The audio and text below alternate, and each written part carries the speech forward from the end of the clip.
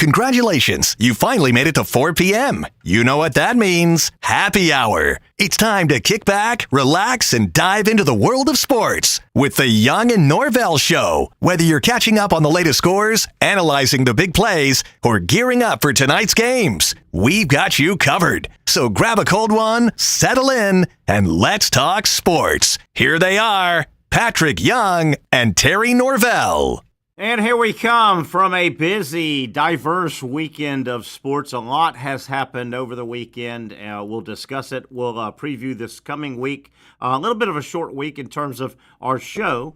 We will not be on Friday, with Friday being the 4th of July, but a lot of stuff going into the 4th of July. And July 4th is kind of the cutoff date, kind of the line of demarcation, if you will, for several sports kind of calendars. Such as, boy, if we can get through this upcoming Friday, I should say, a lot of people, and I'm one of them, kind of say after 4th of July, it's kind of football season. 4th of July and or the Major League Baseball All-Star Game, which are always close to each other. That's kind of a line in the sand as well. It is not exactly mathematically halfway through. Actually, the baseball season is actually more than halfway through right now. But we all kind of, when it comes to Major League Baseball, we all kind of say 4th of July, All-Star Game, kind of the halfway point. So we're at a lot of halfway points. A lot is happening in the NFL today. Big trade today involving a former lightning rod Jaguar player. Jalen Ramsey has been dealt today. As we welcome Patrick Young to the show.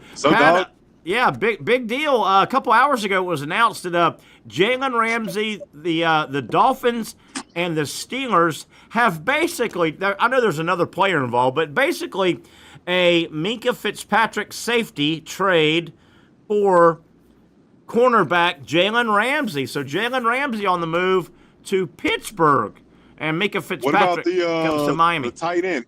Didn't a tight end get traded as well? You know, I think there was another player or two in that same trade, or a different one. I know at some point.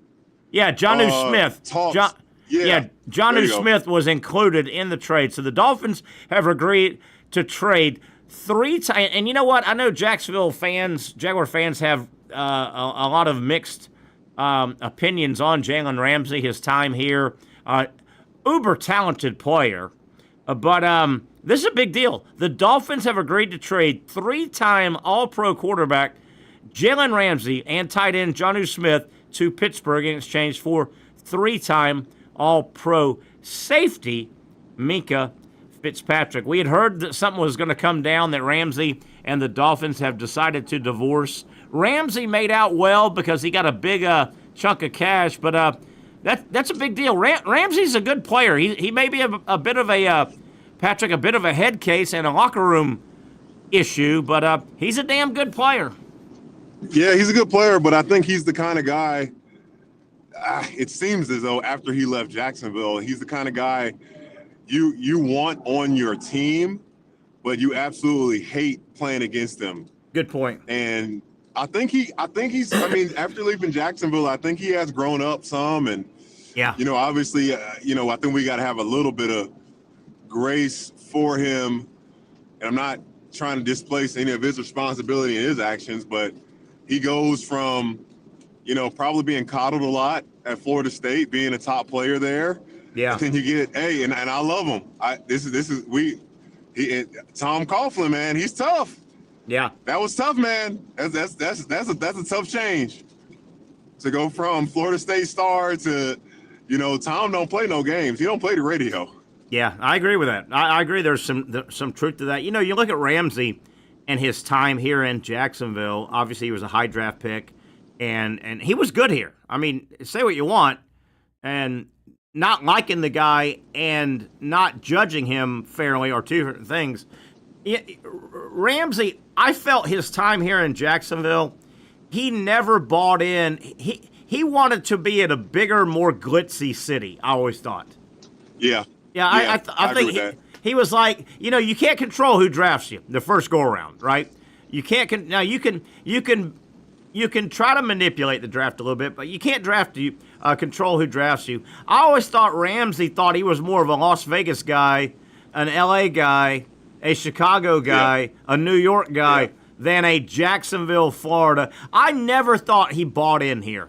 I never thought he bought in as good as he was. I think for sure, and you know what's relative to this, listening, I think Ace Bailey that just got drafted. Had a report came out that they told one of the top 5 teams, don't draft me, which, you know, if Utah was still that team that drafted me, said, don't draft me, that's already a bad start. And I don't think there was anything vocal from Jalen like this Ace Bailey kid in basketball. Yeah. But I completely agree. Like, you know, oh, dang it. At the point, do you remember the show called Ballers? You may not have watched it, Terry. I absolutely do know, and the NFL got pressured, or ESPN got pressured into taking it off or whatever. Yeah, I remember it. Oh, really? They did? I didn't realize that happened. Yeah. But in that show, this was, I mean, years and years ago, Jalen Ramsey was probably still a Jaguar. On that show, they made a joke about people go to Jacksonville to die, for their careers to die. Yeah, and I always felt like that Jalen. I don't know his. You know, when he was drafted here, that was what 6 years ago, 7 years ago. He may be, as you said, a different guy, a more mature guy, a more of a fatherly husband guy. But it really felt like Jalen Ramsey. He had a lot of and I don't mean this bad at all. He had a lot of Dion glitzy. New York City, South Beach, and he went. You almost kind of felt like he went, oh, I got drafted by Jacksonville. Okay, yeah, you know what I mean. Yeah. And because of that, I always felt like his time was short here. It was a stop, do your rookie league contract and get out. But he could play. You know, Mika Fitzpatrick could play. I like both of those guys. I like both of them. Yeah. Yeah, and Mika's got that kind of. He's got that kind of. I think it's what you want in a safety. Yeah, like he's a hit first guy. He is. You know, he's and you know I definitely did not like the hit that he put on Nick Chubb. Yeah. But I don't think he's a dirty player. I just think he treads that line of aggressivity that we hear being physical. Don't you love how often NFL teams in their but you know what else do you want them to say? They talk about their physicality, and aggressiveness all the time in the preseason. Like every single team says the same thing. Yes, they do. They do. But both of these players, and I think they're relatively the same age. I'm not positive, but I think Minka and Jalen are relatively the same age. They were both really good college players. One at FSU, one at Alabama. Minka Fitzpatrick at Alabama and in the NFL, he just makes plays. Man, he just makes plays, doesn't he? He just freaking makes plays. Same with Jalen Ramsey. Say what you want. Jalen Ramsey is a good NFL football safety cornerback. He's a really good player. He can really play, and so I know. And I sorry to interrupt you, Terry, but I know Jaguars fans and his teammates this past year when BTJ Brian Thompson Jr. was, you know, giving a little trash talk to Jalen Ramsey. I know everybody liked that a little bit. Yeah, definitely. Boy, I think I saw Ramsey that he's 30 years old already. Man, that goes quick. 30. Wow, goes quick. That goes quick, doesn't it? Isn't that something? Isn't that something? Would you say he's still in his prime or he's on the prime decline? I would say he's on his first year or two of declining, but his level of play, I think, is still high. I think he's still a really upper echelon cornerback.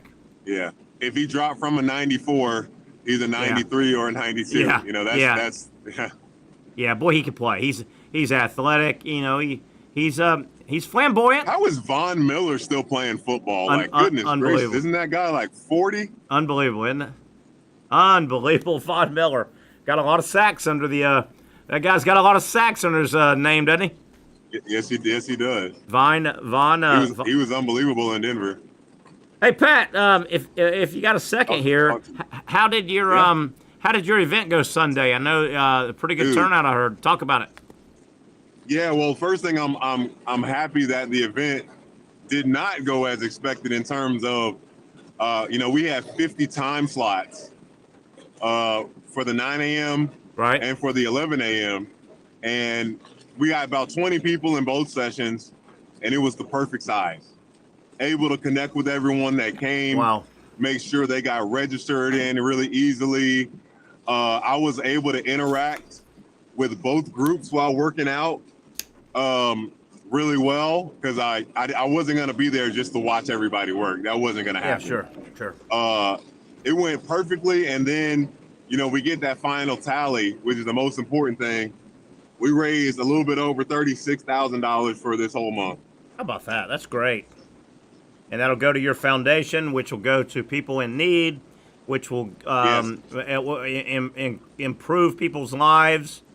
So talk about what the event was. I'm glad you said that first. So the direct impact, it's about $20,000, $21,000 of that money is going to go to is we purchased a functional electrical stimulation bike. That's going to, I have my own personal device, and places like Brooks Rehab and many hospitals here have those, but a place like the transitional care unit, it serves mostly people that are going to be uninsured, poor, homeless, and they get a plethora of neuro injuries that can benefit from this. So I brought my personal device. Wow. So we could take a picture with it to showcase people like, hey, this is what it does, this is how it works. And that device has already actually been delivered to the hospital. So how about that? Look at that. Look, we don't waste no time, man. We don't waste no time with the Patrick Young Foundation. Yeah, and that's wonderful that you guys are very transparent about where the dollars are. That's important. Oh, yeah. Being transparent is important. That's a lot of money. Anybody to question. I don't ever want an article to come out or anyone to question that we're misappropriating funds. Yeah. And that's happened to too many athletes, including Russell Wilson. Yeah. And you said $36,000. I mean, some people may say, oh, yeah, well, United Way or something like that does billions. Well, 36, that's still a lot of money. And people want to know transparency where the money's going. And that's fair. And that's fair, right. I think. Yeah. Yeah, and the biggest push here is the fight against insurance. We're one of the only countries that our lead cause in homelessness is medical debt. Wow, I didn't know that.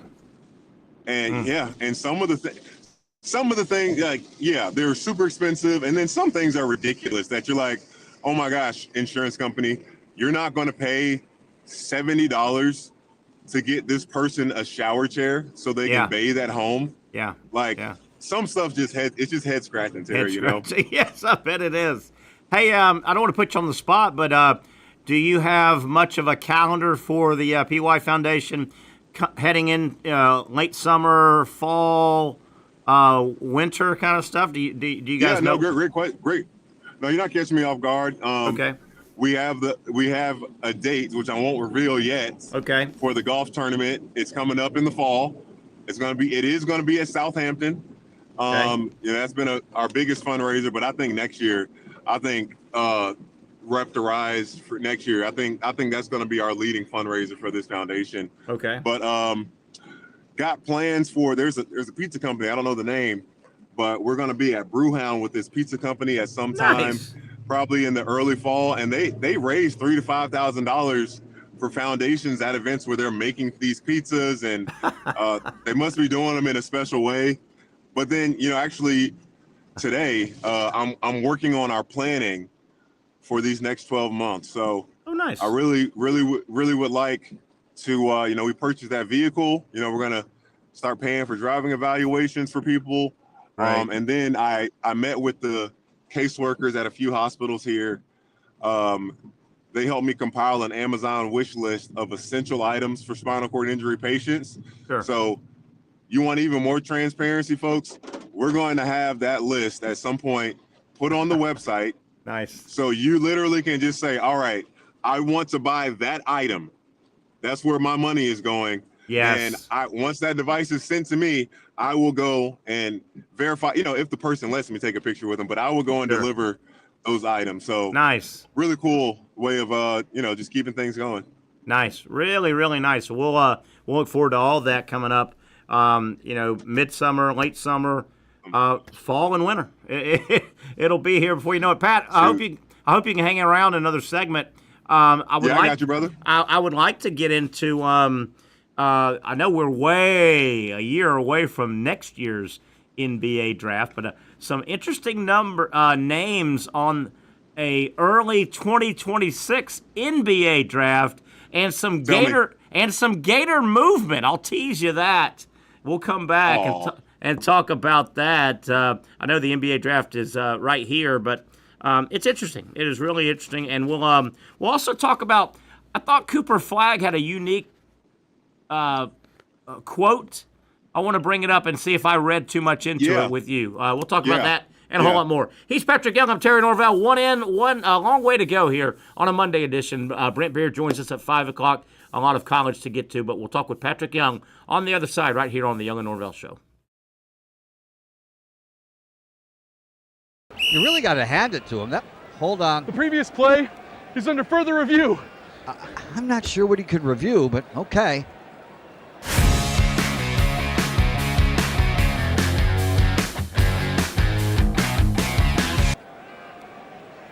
Sure has been a while.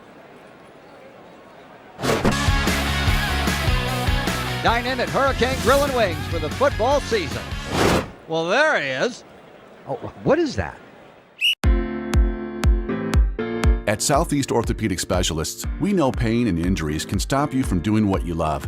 This is why our board-certified orthopedic specialists offer the latest in both non-surgical and surgical treatment options and create a treatment plan tailored to your unique lifestyle and goals.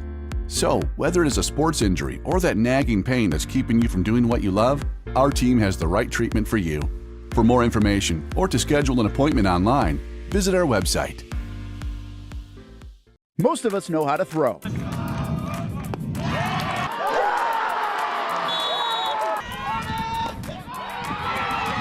But you need to know what to throw. I'm not talking about footballs, baseballs, softballs. We're talking about those items you need to recycle. Republic Services explains it easy. Recycling simplified. 1. Know what to throw. When in doubt, throw it out. 2. Empty, clean, and dry those materials. It takes an extra minute, but it makes a big difference. And 3. Don't bag it. This makes the recycling process faster and more efficient. This is a look at the Republic Services North Florida Recycling Center. You can make this process even more efficient. By utilizing those 3 steps, Republic Services can help you become a better recycler in your home. Learn more at recyclingsimplified.com. Finally, a family atmosphere, kid-friendly restaurant with a real sports bar feel. Bricks Jack's Beach features all of that and a large, climate-controlled covered patio with misting fans and heaters for all seasons. Mix in an extremely diverse menu that features the most quality and affordable steak at the beach, and there's no reason not to enjoy your next lunch, dinner, happy hour, or big sporting event at Bricks Jack's Beach, 300 2nd Street North in Jacksonville Beach. See you at Bricks Jack's Beach. Baker's Sports. It's a hometown business filled with hometown people trying to make you feel right at home. Chris Conley, Jacksonville University. Walker Wright, class of 2018, West Nassau High School. Michael Young, Fletcher High School. Baker's Sports started in a grassroots way and now outfits much of the Southeast. Will Olive, Mandarin High School. Go Stangs. High school sports, travel sports, youth sports of all kinds. They are a one-stop shop carrying Nike, Adidas, Under Armour brands, and more. Vincent Caldes, Oak Leaf High School. Tony Mazzio, Sandwood High School, class of 2002. Samuel Coffrin, Paxton School for Advanced Studies. Whether it's sports teams on the field or it's your team in the workplace, like our Action Sports Shacks team, and community events like the Dream 18 Golf Tournament, and many others. Cole Tilley, Hilliard High School. Reagan Webb, Eagles View Academy. Look good, feel good, play good with Baker Sports. Custom sports apparel since 1997. Shop with the hometown team at bakersport.com. The rhythm of my heart is beating like a drum, with We Are Martyr rolling off our tongues. Never will we roam, for we know our place is home. Where the ocean meets the skies, we be sailing. Where the ocean meets the skies, we be sailing.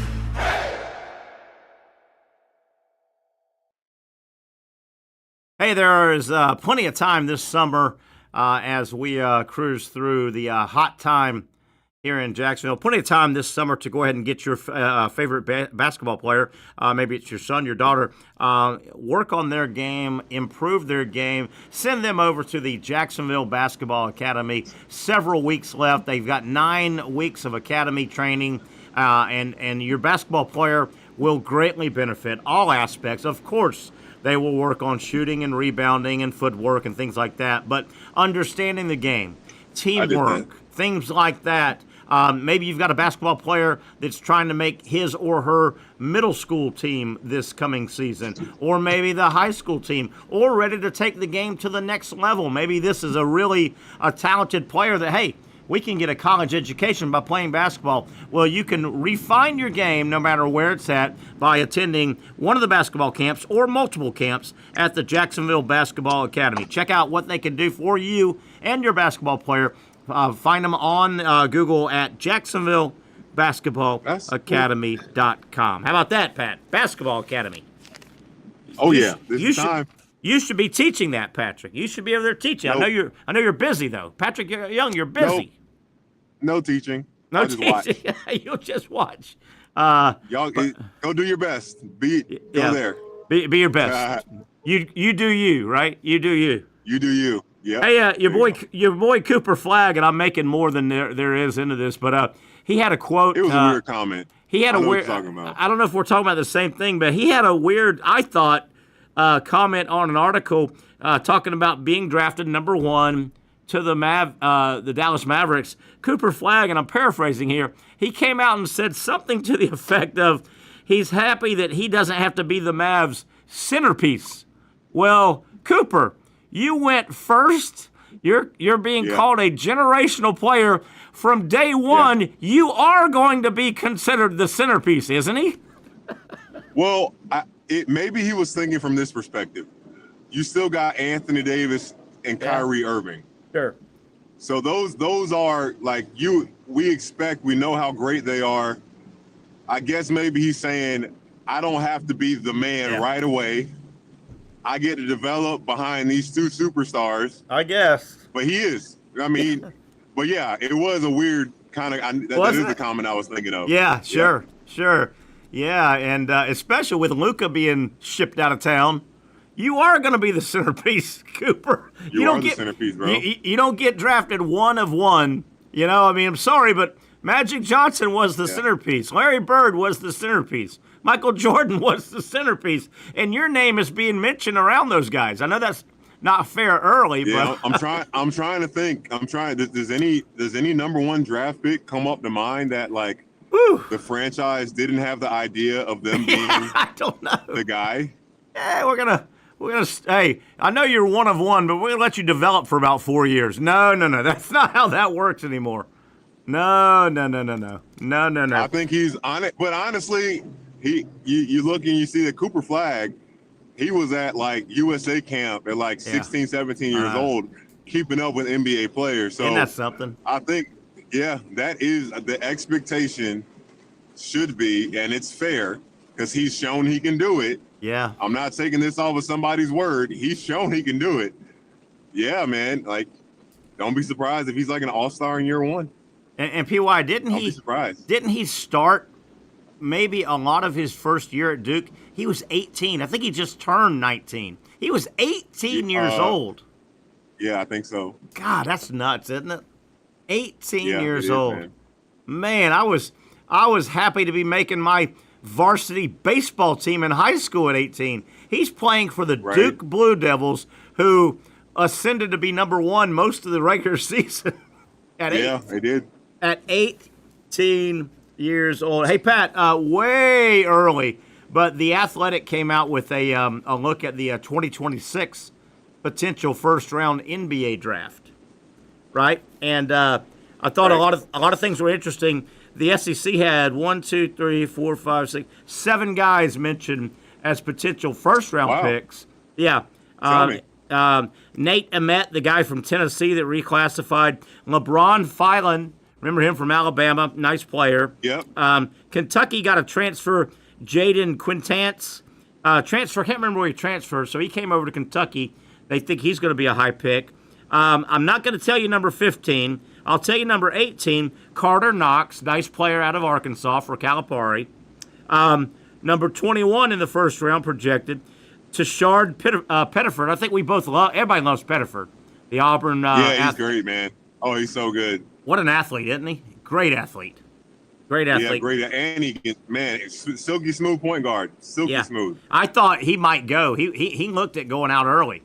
And so did Filan from Alabama. The two guys I didn't want to mention, number 15 and number 29. How about this? And here's the surprise, but I can understand it now.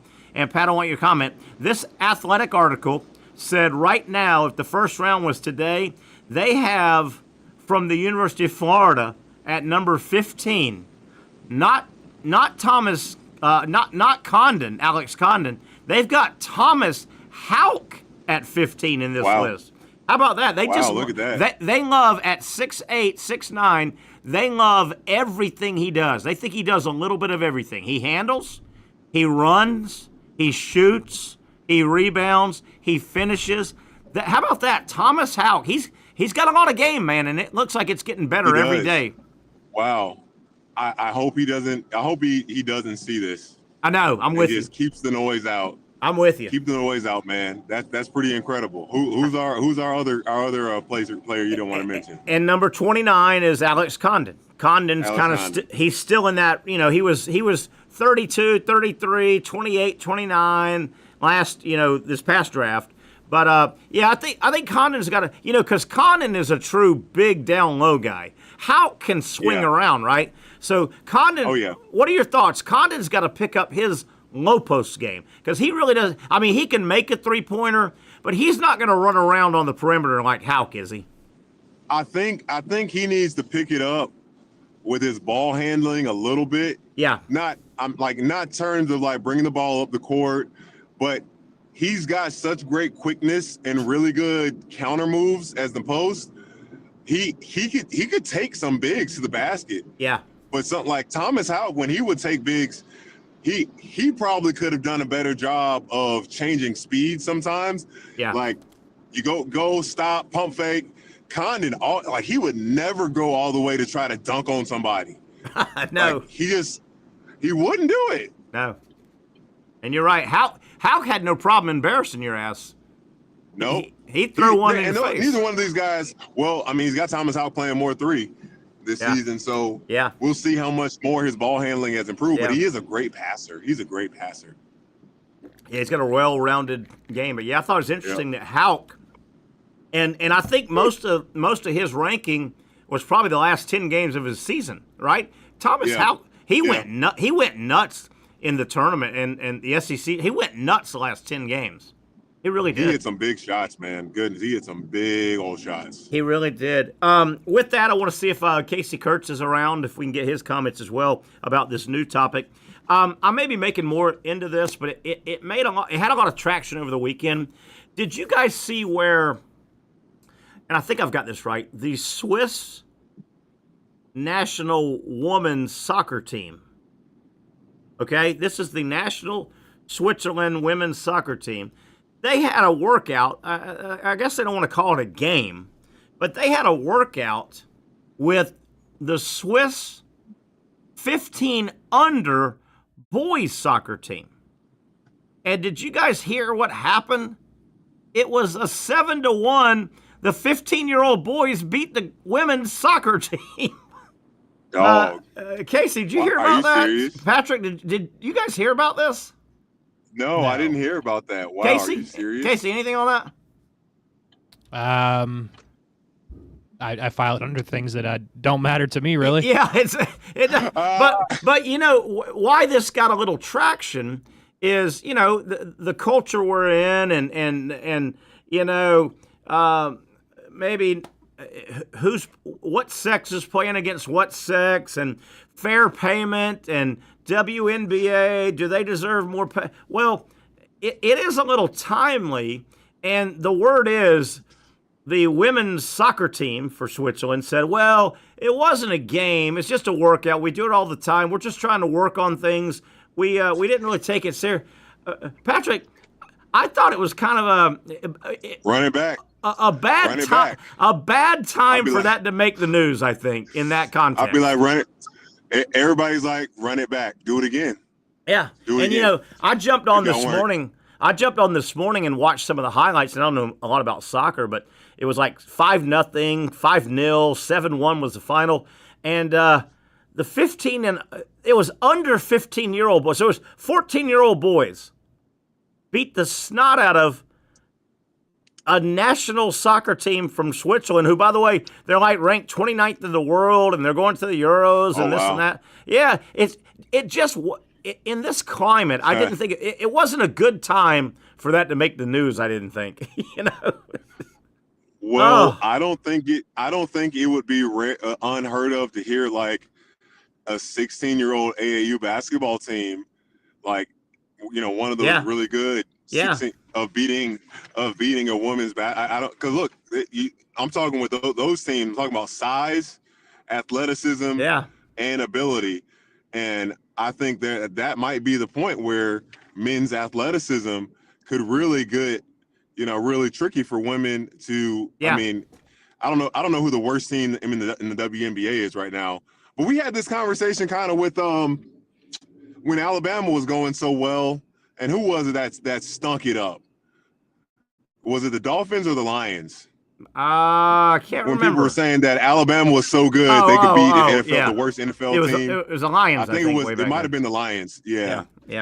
And everyone's like, "No, there's no chance." But that's kind of where this is at. We've had a lot of talk in the last couple of years. Well, and particularly with the WNBA, fair payment, and you're like, well, wait a minute. When you watch the WNBA, I'm not so sure their talent level is anything higher than about a 13-year-old boy, And for this to come out, it was I think it was bad timing for the women's side. Well, look too, and I hope if someone's hearing this again, Cooper Flagg was 16 years old, keeping up with NBA players, and I think the argument. It seems like the big push here, and I listened to a really good podcast. The head coach of UCLA women's basketball, she's like, women's sports growing is not supposed to be at the detriment of men's sports growing. Good point. We want women's sports to continue to grow as does the men's. Like, can we not appreciate and love them both? Yeah. And at the end of the day, again, people vote with their eyes and their time. And that's their why wallet. all the big money goes to the NFL. Yeah. And their wallet. I've said for a long time. Wallets. I've said for a long time along the lines of what you just said, that the biggest issue, the biggest hurdle that women's sports has to cross to start with is women don't watch women's sports. Why should men have to Not care? enough. Until women care about women's sports, why should it be the onus of men to carry women's sports? You see what I'm saying there? Are there not more women in existence?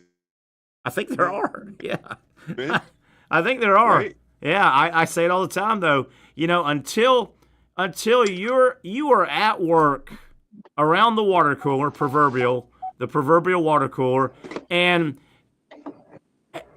for women's sports to really catch on, you've got to hear women talking about women's sports around the water cooler, if you know what I mean.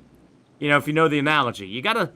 Yeah, great point. Great point. Until women start watching women's sports, I think that's the biggest hurdle. And your point about that podcast you listened to was a good one. Those guys going... what you said about the men, I thought that was a really interesting point, though. But I just thought it was bad timing for women's sports in general for that to come out, because it got a lot of publicity. People go, wait a minute, we always thought 14-year-old boys could play basketball or soccer and probably handle grown professional women. Well, here's here's an example where you saw it. You saw it. So yeah, I don't know. I got a really, if you don't mind. Go ahead. Can you hear me well, Terry? I got an interesting story, really interesting story from that podcast I listened to today, and I'll send it over to you. Really interesting from the coach's perspective.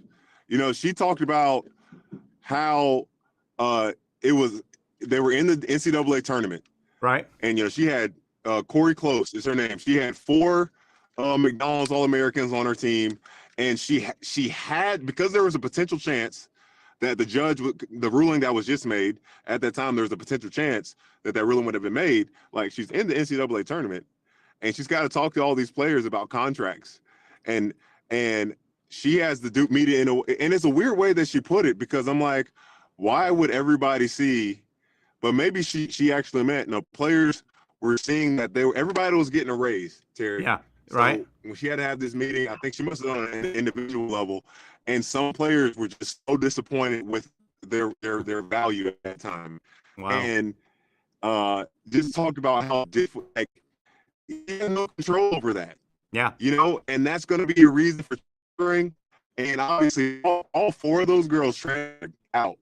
Oh, and really? None of it was none of, and they went to the Final Four. They went to the first Final Four in school history. Like, from the outside looking in, it was excellent. But the brainwashing almost from NIL had, she lost pretty much a great part of her team. Wow. Really interesting. Overseas. Very interesting. Yeah, definitely. All right, Pat, are you getting out of the truck? It sounds like the coach, Terry. Yeah.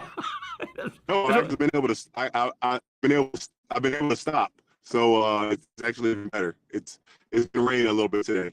Yeah, man, looked like it was coming down a minute ago when we had our shot there. All right, let's take another break. We'll come back. I've got some sports history we want to get to. We'll try to get some Major League news and notes. Okay. What a weird weekend for Major League Baseball. Man, there were a bunch of blowouts and a bunch of shutouts. We'll look at that. That and a whole lot more will build up to wrap up hour number 1. Brent Beard joins us hour number 2 right here on the Young and Norvelle Show on Action Sports Jacks.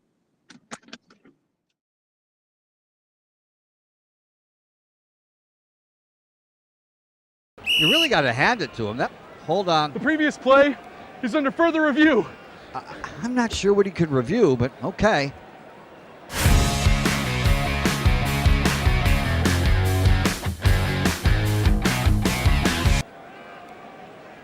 Sure has been a while. Dine in at Hurricane Grill and Wings for the football season. Well, there he is. Oh, what is that? At Southeast Orthopedic Specialists, we know pain and injuries can stop you from doing what you love. This is why our board-certified orthopedic specialists offer the latest in both non-surgical and surgical treatment options and create a treatment plan tailored to your unique lifestyle and goals. So, whether it is a sports injury or that nagging pain that's keeping you from doing what you love, our team has the right treatment for you. For more information or to schedule an appointment online, visit our website. Most of us know how to throw.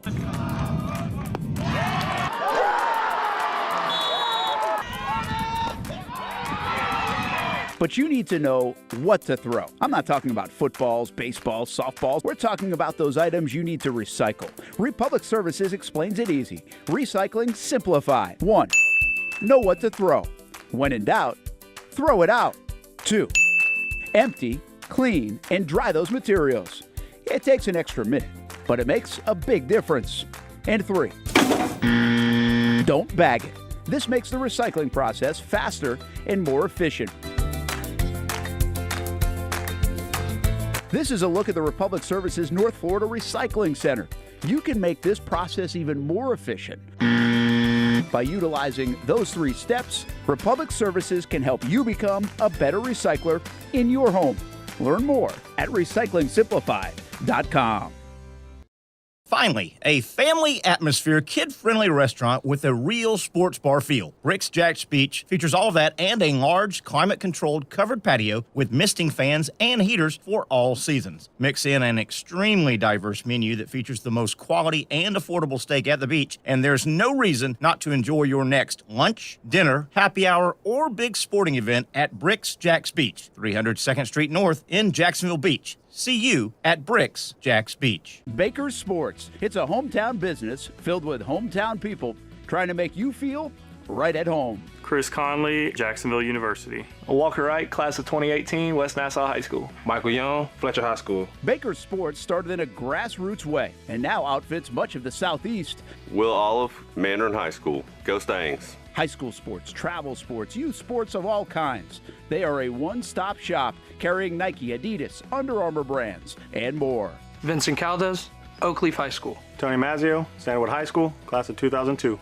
Samuel Coffrin, Paxton School for Advanced Studies. Whether it's sports teams on the field or it's your team in the workplace, like our Action Sports Shacks team, and community events like the Dream 18 Golf Tournament, and many others. Cole Tilley, Hilliard High School. Reagan Webb, Eagles View Academy. Look good, feel good, play good with Baker Sports. Custom sports apparel since 1997.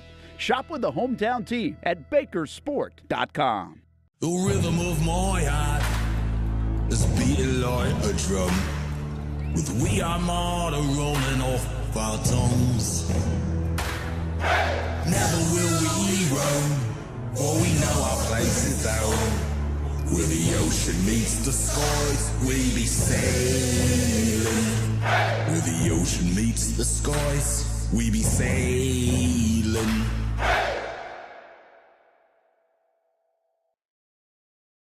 Okay, back we are, the Young and Norvelle Show, rainy Monday at rainy afternoon here on a Monday, as it is kind of a short week. Hopefully everybody's off this Friday. Looking forward to extended weekend. Terry Norvelle, Patrick Young, Brent Beard coming up in the second hour. The biggest news of the day in the sports world is from the NFL. A big trade today, the Dolphins and the Steelers.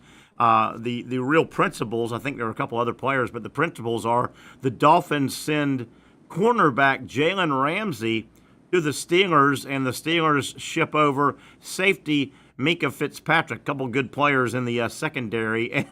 And Patrick, how about the wackiness that will be on the Steelers roster? Aaron Rodgers and Jalen Ramsey running around on the same on the same team. I guess they won't have to cross paths that much, but how about those two loose? Both of those guys would be qualified as loose cannons, right? Little different. Little different, these guys. Yeah. Well, it's interesting. Both of those guys have rings. So maybe that. Yeah, how about that? They both got a ring, which is crazy. Jalen Ramsey got a ring, yeah. Yeah, crazy Major League Baseball weekend. And I say weekend, this past Friday, Saturday, Sunday. In case you probably followed a lot of these games. Patrick, it was a weird weekend. You had a bunch of either blowouts or shutouts. Here we go. How about this? Friday night, and I won't go over each game, who played who, but Friday night, in terms of blowouts in Major League Baseball, you had a 9-1 game, you had an 8-1 game, and you had a 22-8 game. Patrick, the 22-8 game Friday night, it was, who was it? I think it was Tampa. 6-0. It was 6-0, and they ended up losing 22-8. How do you do that? How do you do that? What a game. Yeah, so those were blowouts Friday night. Friday night shutouts, you had in the Major League Baseball world 3-0, 5-0, 9-0, and the Braves got beat Friday night 13-0. 13-0. At home? I think it was at home. Yes, I think it was. Their starting pitcher, the Braves starting pitcher, Bryce Elder, he goes 2 innings. He gives up 8 hits. 3 of those were home runs. 10 runs, 9 earned runs. So that was Friday night. Here's Saturday, Major League Baseball blowouts: 11-3, 15-1, 12-3. Saturday shutouts: 7-0, 5-0, 1-0. Sunday, you had a 12-1 and a 12-5 game, and then you had a shutout 7-0, a shutout 2-0, and a shutout 3-0.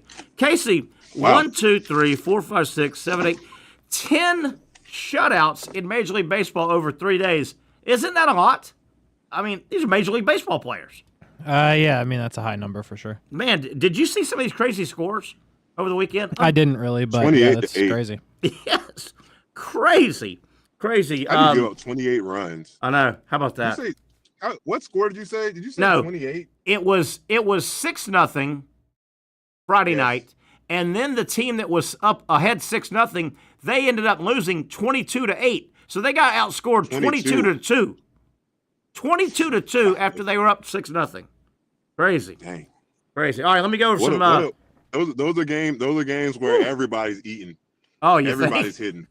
Everybody's working on that batting average. All right, Major League Baseball news and notes here, Pat, as we wrap up hour number 1. Patrick, Jack Caglione's still struggling. He went 1 for 5 yesterday. He's hitting 179, and he's got the Royals in an awkward position.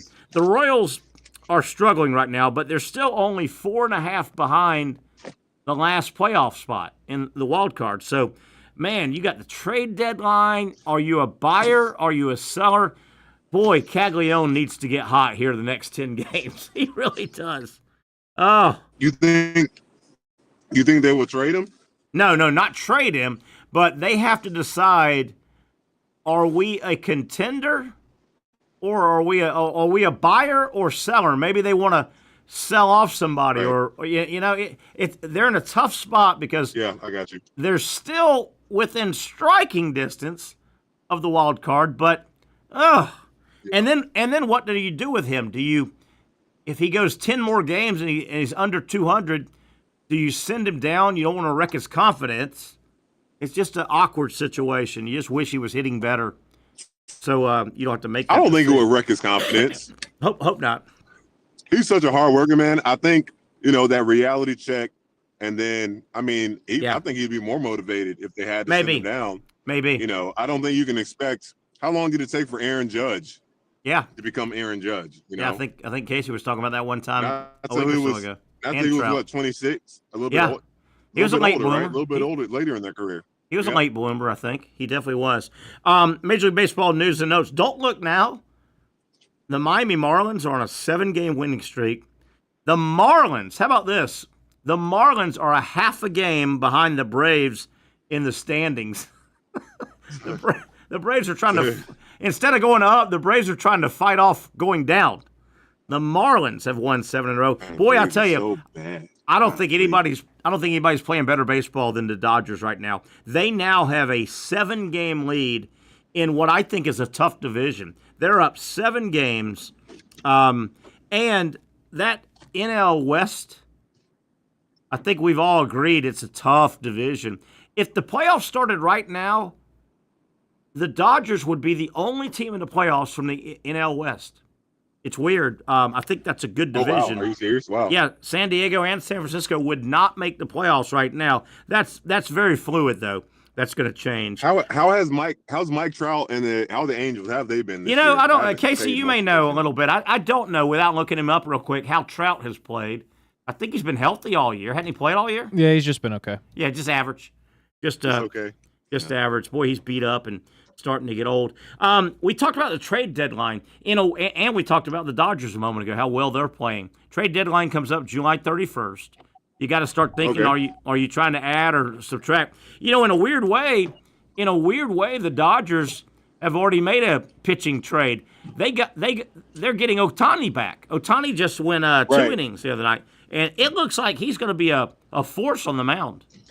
That's like found money. They got him clocked him on a 101.7. Yeah, how about that? Fastball. How about that? That's his fast one ever, right? He had to be so antsy because it seemed like the process for him to get back and throw but it probably helped so much that he was still playing. He's still hitting. Might have, but if you think about it, because just imagine you tear your arm up. How much are you actually with the team that whole season? Yeah, good point. You look at the Dodgers, though, it's almost like they have made a move. They have made a trade move to get a pitcher, but they didn't have to make a move because he was already on their roster. They didn't. I know, right? That's kind of like finding. And to get that, man, whew, I know. That boy. It's like finding $20 in your pants pocket, You're like, whoa, This is Yeah. nice. Big series. Probably That doesn't happen much anymore, Terry. no. I don't think the young kids would understand that one. You remember those days, right? You pick up the jeans or man. the shorts, you reach in your pocket. Maybe you're about to do some laundry. You go, whoa, there's $20 in there. You know? Yep. Yes, sir. That is good. Probably the best midweek series in baseball. The Yankees, who are scuffling a little bit, they're at Toronto. Don't look now. Toronto's only 3 games behind the Yankees in the division. And don't look now. Tampa Bay, they are home this midweek. They play the Athletics. So Tampa is only like a game and a half behind the Yankees. So Yankees got a big weekend or big week coming up. Have you followed, Patrick, the Mets? Man, they have collapsed. The Mets have lost 13 of their last 16 games. They were swept over the weekend. Dang, man. How about this? The Mets were swept over the weekend by the Pirates, and the Mets did not have to face Paul Skeens. They just happened to miss him. It wasn't his go. Wow, that hurts, doesn't it? To get swept by the Pirates, and one of the games was not Paul Skeens. Oof. That's going to leave a mark. Wow. I think the Mets were outscored in those. I know, right? They were outscored 30-4. Has Alonso been pretty okay this year? A decent year. Yeah, he's had some good power numbers. Decent year. Decent year, had some good power numbers. It's hard to hit in baseball, man. It is hard. You strike gold once, it is no guarantee that you're going to do it again. I'm with you, man. It is tough. The Colorado Rockies over the weekend, they set a record, and then I think they messed around and got a win. Over the weekend, the Rockies had hit a 18-63 record, meaning the Rockies had the worst record in the history of baseball after 81 games. Now they messed around and won it. They messed around and won a game. They're sitting at 19-65 right now, Patrick. Ooh. 19-65. I want to so badly hear like what the manager is saying this year for that team. Yeah, I mean everybody's got to be absolutely miserable, Terry. Yeah, and do you blame the manager or do you blame the general manager? I mean, the manager manages the roster he has, right? The manager. I mean, if your roster's terrible, is that the manager's fault or the general manager? You know. Right. And the GM's the decision makers. Yeah, like what you gonna do? He's the final one. He ain't gonna go. 2 teams that are really playing good baseball right now. They're hotter than fire. I told you the Dodgers. The Dodgers are playing real good, and they're in a tough spot. They've played good teams, and they're beating everybody. The Dodgers are they're beating San Diego in a series, San Francisco in a series, San Diego. Don't look now, Houston. Boy, Houston, they're first place in their division. The Astros, all they do is win. They swept the Phillies, and the Phillies are good, but they swept the Phillies.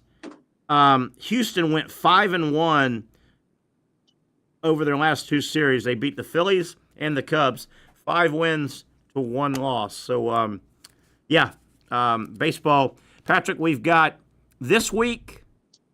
We've got next week to Sunday, and then they take off that Monday, and then the All-Star game is on July 15th. Baseball cruising, buddy. Cruising.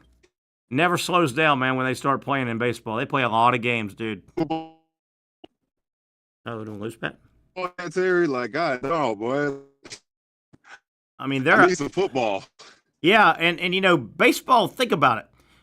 They're 88, 89, they're 90 games or so into their season already. It goes fast, man. They play all the time, man. Yeah. All the time they play. All right, let me do some sports. Let me do some sport. I think baseball and soccer players, like European top level, I think they get the shortest break of all. Play the most games in the shortest break. They never seem to be off, do they? Never. All sports. They never seem to be off. All right, a couple this state with the national team stuff with soccer, you got to play national team games in the middle of the season. Yeah. Terry, how crazy is that? Just think the NBA. We have a national team game, and guys just got to leave in the middle of the season to go play. I like it, though. I like it. because it happens in basketball as well. Same thing. Yeah. And it's funny you mentioned basketball. I was just thinking about basketball. I think that's one of the things that the NBA guys don't love about the Olympic basketball is every couple of years when the Olympics are around in summer games and they play basketball, the basketball Olympic games are in the summer. Well, you only have a little bit of time off in the summer if you're one of the basketball players on the Olympic team, right? You're like, when do I get any time off? Ugh. All right, let me do some sports history, and we'll get you out of here, Pat. You're absolutely right. And then, go for it. And then we'll get Brent Beard. This date, 1960. Is that what they call you, Terry? Never. I've never heard of that. I've never heard that in my life. No, you never got called Terry Barrett? Yeah, no, sure. Never in my life. Never in my life. This date, sports history. Go ahead. Sorry, brother. 1965, Rankin Smith was awarded a NFL franchise, 1965, in Atlanta. Rankin Smith, the longtime owner, he was the president of the Life Insurance Company of Georgia. He bought the Atlanta Falcons in 1965 for $8.5 million. Hey, how about this one? This is done before. I don't know if this was the first time ever. Casey, you may know a little more on this. Obscure baseball stat. This date, 1967. The Phillies had a player by the name of Cookie Rojas, and playing for the Phillies this year, 1967, on this date, he took to the mound. He pitched a half inning. He played all 9 positions in that one game. That's pretty cool. It's been done before. I don't know if that was the first time. Did you get that, Pat? He played all 9 positions in one game. He pitched. He played pitch, third base, shortstop, second base. Yeah, he moved around every half inning. What in the world? How about that? That's pretty cool. The toughest one, I think, would be... That is pretty cool. Because Cookie Rojas, I remember the guy, I think he was a little infielder. And so in this game in 67, he played all 9 positions. I think the toughest would be when you have to catch. Wouldn't that be the toughest if you're not really a catcher? It's tough. I know, right? Yeah, probably. That's the position that's most unlike any other. So yeah, that'd be tough. And you gotta have like those catchers are so mobile and like reactive nowadays. Like you watch the pros and like if you've not. Did you ever catch growing up at least once or something like that? No. Never even tried it? No, little infielder. I tried it once. But when you're young, Terry, not when you're like. No, not me. I can't believe you. I don't want real baseball. You don't love baseball. You don't love baseball, Terry. That's Come on. Get that guy out of here. I tried it once, man, and it's hard. It gives you a great frame. You would have more empathy for catchers if you would have tried it at least once. And what about the Casey? Did you try it? Did you try catcher at least once in your life? I mean, yeah, when I was a kid, for sure. Yes, not me, man. That's all I'm asking, dude. That's all I'm asking. I was 4'0". They didn't put me behind they wouldn't see me back there squatting down. Isn't that the perfect height? I guess. Yeah, I could have stood up. Hey, that gear's too hot too, man. That gear would be. Oh, can you imagine Legion ball? Yeah, man. On a 104-degree day, and you got catcher's gear on. Ooh, what are they? You're squatted like that. Well, Patrick, you may not know this. Casey does. They call the catcher's gear the tools of ignorance. What? The catcher's gear has been called over the years the tool.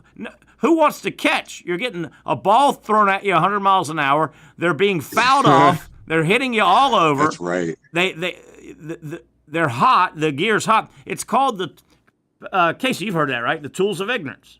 I've never heard that. Yeah, the catcher's gear is considered. It makes so much sense. It really does. You know? Now, that's pretty tough when you're... Who would want to do that? Yeah. That's kind of what it's saying, yeah. That's kind of like linemen in football. Or a goalie in hockey.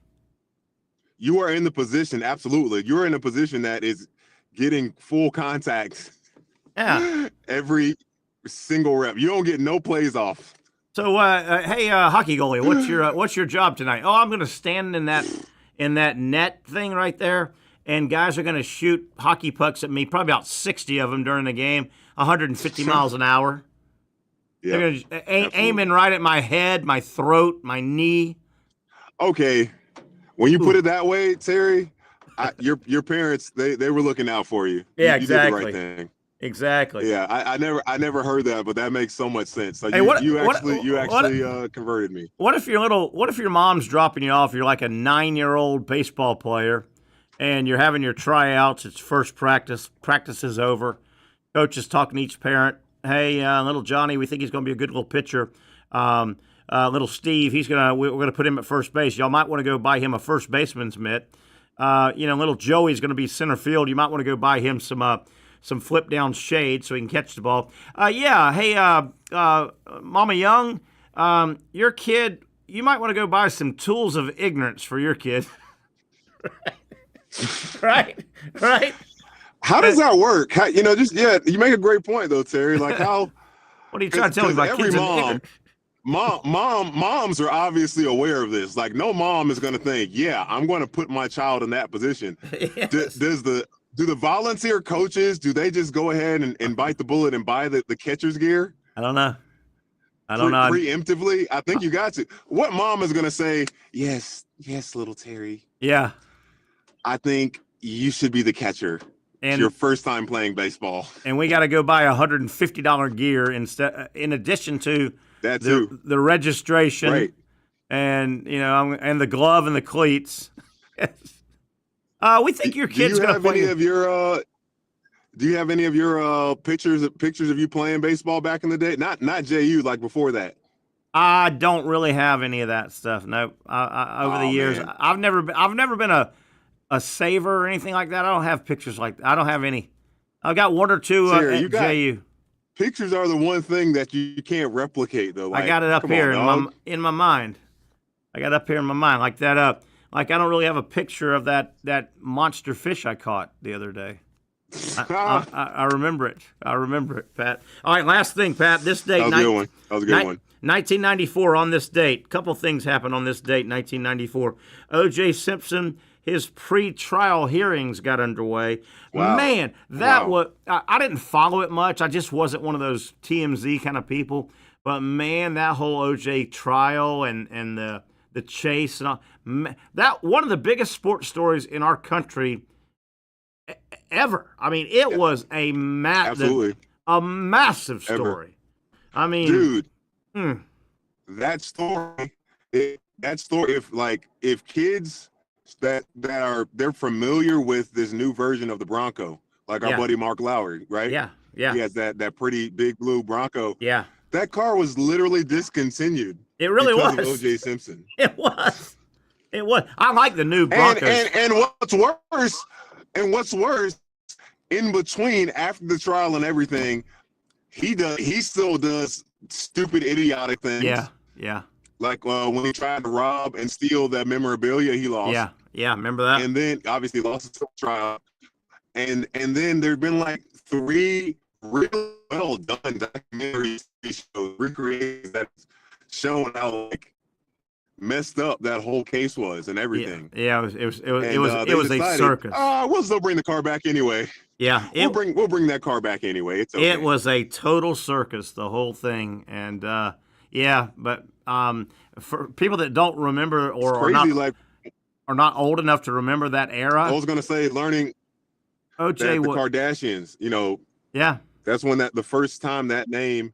Everyone knows Kardashians mostly for something different, but Robert dad was a lawyer. Robert Kardashian, yeah. And by the way, real quick, this date, 1994, also same day, 1994, Tonya Harding was barred for life by the International Figure Skating Association. Remember, her and her people clubbed Nancy Kerrigan in the knee because they didn't think they could beat her on the ice.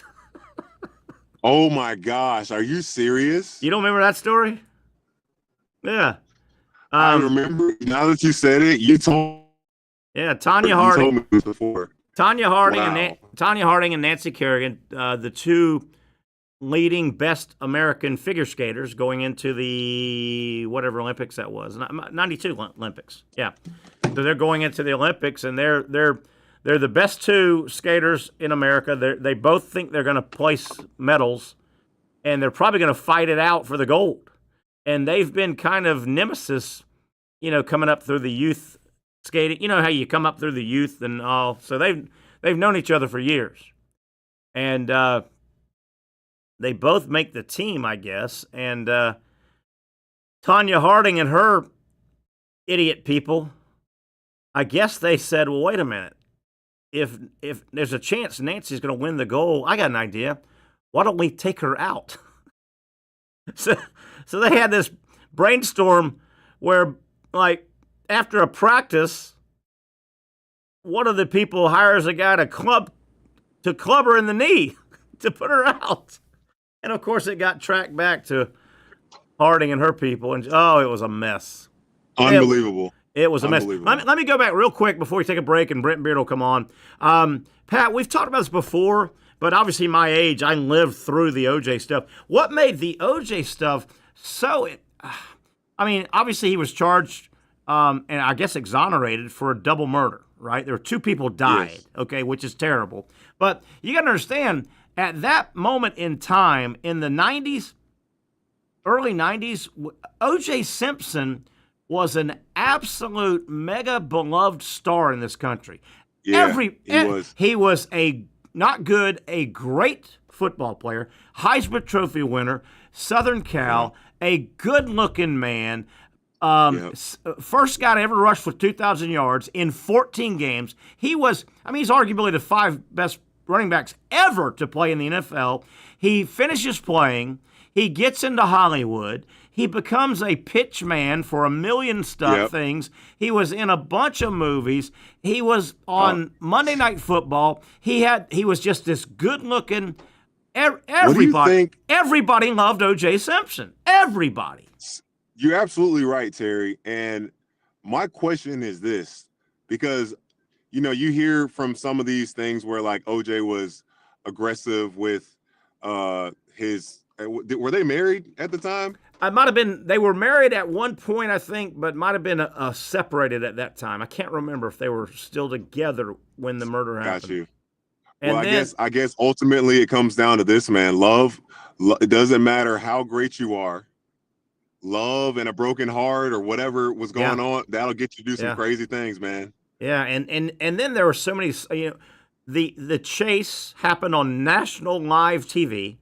Remember, he gets in the Bronco, and that is I'll never forget. It's on a Friday night, and it's live. The news cuts in. The whole world had to be watching it, man. The entire world. The entire world says this Bronco that we're showing you, helicopters and all. O.J. Simpson is in this Bronco with his buddy Al Cowling. They're on the cell phone because the police, I think, were dispatched to bring him in. He was being charged. He was being charged, and he heard about it, so he goes on the run.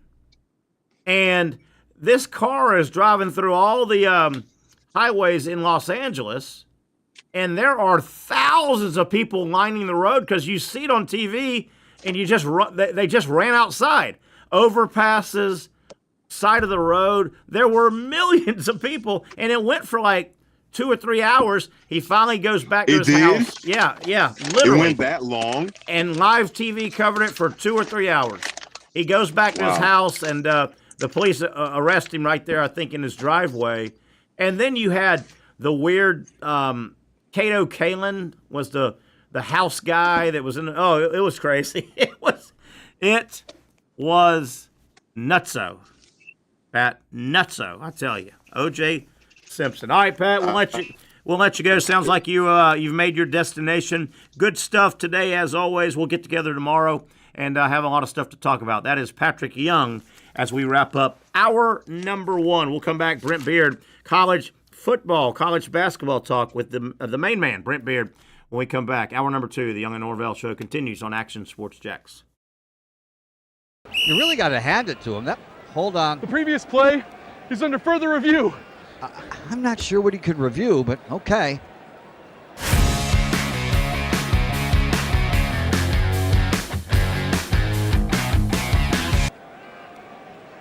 Sure has been a while.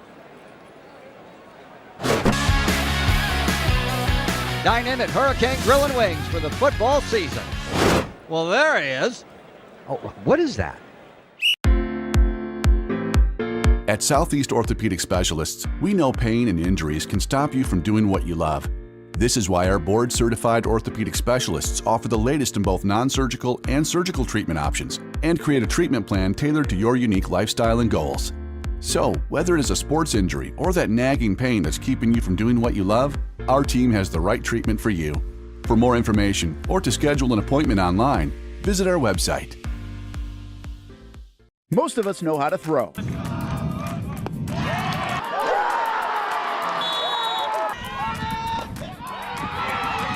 But you need to know what to throw. I'm not talking about footballs, baseballs, softballs. We're talking about those items you need to recycle. Republic Services explains it easy. Recycling simplified. 1. Know what to throw. When in doubt, throw it out. 2. Empty, clean, and dry those materials. It takes an extra minute, but it makes a big difference. And 3.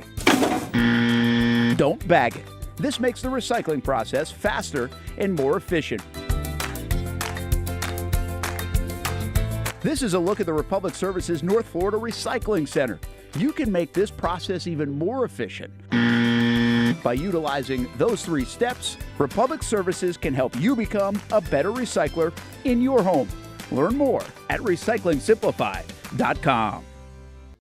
Finally, a family atmosphere, kid-friendly restaurant with a real sports bar feel. Bricks Jack's Beach features all of that and a large, climate-controlled covered patio with misting fans and heaters for all seasons. Mix in an extremely diverse menu that features the most quality and affordable steak at the beach, and there's no reason not to enjoy your next lunch, dinner, happy hour, or big sporting event at Bricks Jack's Beach, 300 2nd Street North in Jacksonville Beach. See you at Bricks Jack's Beach. Baker's Sports. It's a hometown business filled with hometown people trying to make you feel right at home. Chris Conley, Jacksonville University. Walker Wright, class of 2018, West Nassau High School. Michael Young, Fletcher High School. Baker's Sports started in a grassroots way and now outfits much of the Southeast.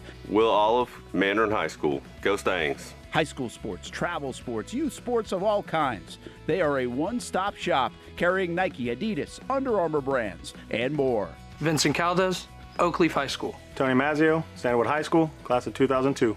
Samuel Coffrin, Paxton School for Advanced Studies. Whether it's sports teams on the field or it's your team in the workplace, like our Action Sports Shacks team, and community events like the Dream 18 Golf Tournament, and many others. Cole Tilley, Hilliard High School. Reagan Webb, Eagles View Academy. Look good, feel good, play good with Baker Sports. Custom sports apparel since 1997.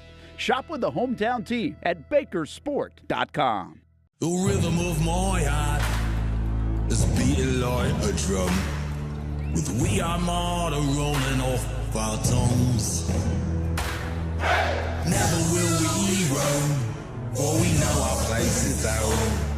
Where the ocean meets the skies, we be sailing. Where the ocean meets the skies, we be sailing.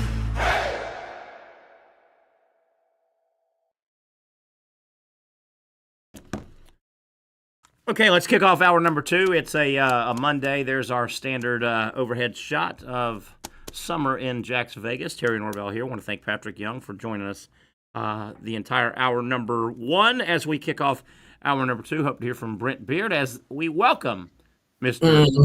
Brent Beard. We were talking a moment ago. This was one of those anniversary days of some of that O.J. Simpson stuff. And Brent, you know, you and I, compared to Casey and Patrick, we certainly remember that and lived through just I never dove into it. I didn't go day to day like people followed that trial and all. But, man, that was a crazy, awkward, wacky, massive story, wasn't it, that whole O.J. thing? O.J. Simpson back then was as popular or more popular than Tiger Woods. He was big. Michael Jordan. Yeah. Or LeBron James. He was big, man. He crossed a lot of barriers, and he was beloved. He was everybody's sweetheart. You know, he was the star athlete.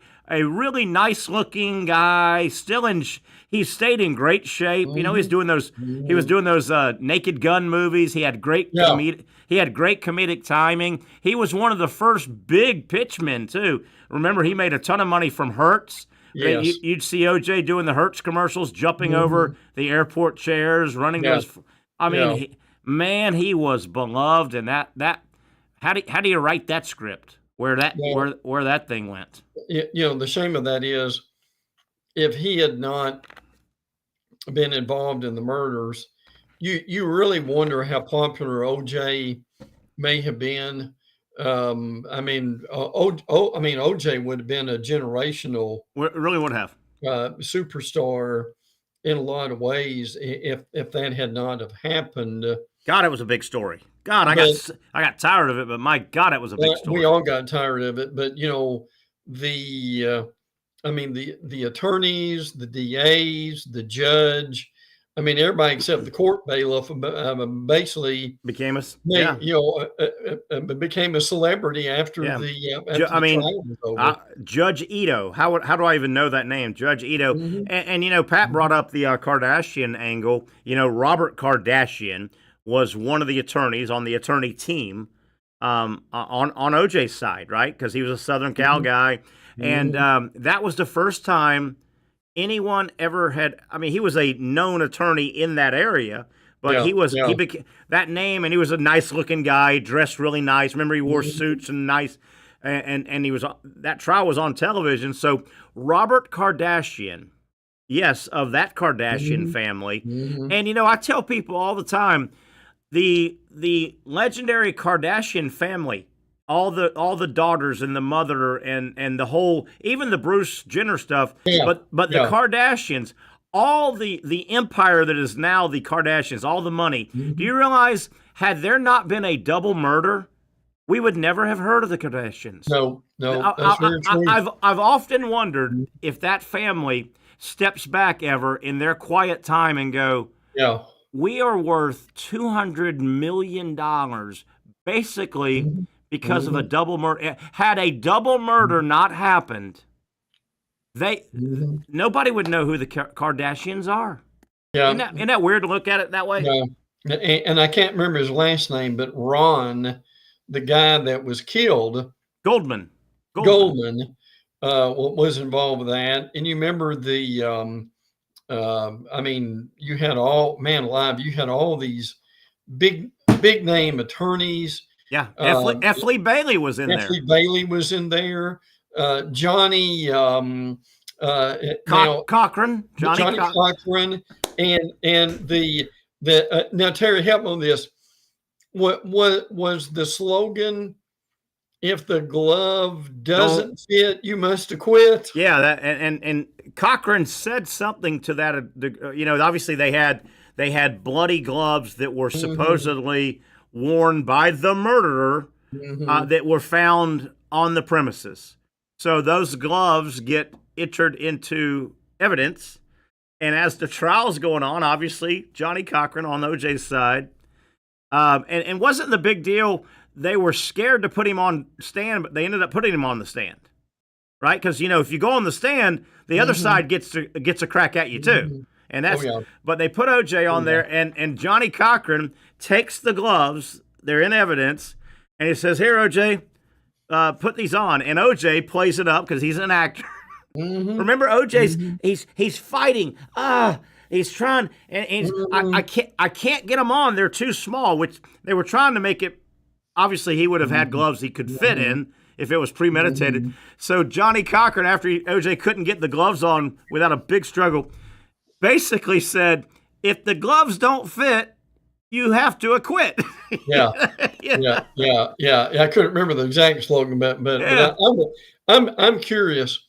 If you ran a survey today, would the majority of people, would they still believe that he was guilty? I think so. I think so. I do too. I think more would, and he got off the initial murder, but he was found guilty in the civil trial. There was a secondary, and I'm not an attorney, so I don't know all this, but yeah, I do think it would lean 75-25. Dude, Yeah. he got away with double murder. Yeah, but I really, I also felt for Ron Goldman's parents, who Sure. basically, anybody who's involved with this thing became a quasi celebrity. Quasi-celebrity, yeah. Yeah. You mentioned Caitlin. What's his name again? Who was in the car with him? Al Cowlings, former NFL player, his buddy. Right. Yeah, he was the driver. I think he was driving the car. Oh yeah, and Cato. Remember Cato Kalin? He was the houseboy. That's what I'm thinking about. Yeah, yeah. He lived in the house behind the big house, and he was and he was a big witness. He said he heard this, said he heard that, and OJ was a Frank, and we'll get off this in a second, but OJ was a pitiful caricature of himself. Yeah. After all that was that, but he spent time. He spent time in jail or prison or whatever that was. No, he went to jail. Yeah. For merchandise. He thought some guys had fleeced him out of a bunch of his memorabilia, and they weren't paying him, and he and some henchmen went and stole it back. But you can't just do that. You got to go through the courts. And he did a couple. And last thing, there was another star player kind of involved, because the word was, I think OJ and Nicole Brown were divorced, and they were still trying to work things out maybe. Yeah. And I think she had a couple of, dalliances, with other men. And I think the word is that's what, OJ found out she was cheating or sleeping around. You know who was one of her boyfriends, and it was public, was Marcus Allen was in the middle of that too. Yeah, you're right. Marcus Allen, former USC running back, lived in Southern Cal. He was in the middle of all that. Yeah, and listen, Terry, when and this happened in 14 games, but when he broke the NFL rushing record, I mean, people thought that would never be broken again. Yeah, he went over 2,000 yards in a 14-game season. That's right. Yeah. Yes. Unbelievable. Yes. All right, Brent, let's talk some ball here. I want to bring up a couple things, and I know you've got a couple. And I hope there was not a sexual assault involved. I always like to qualify things.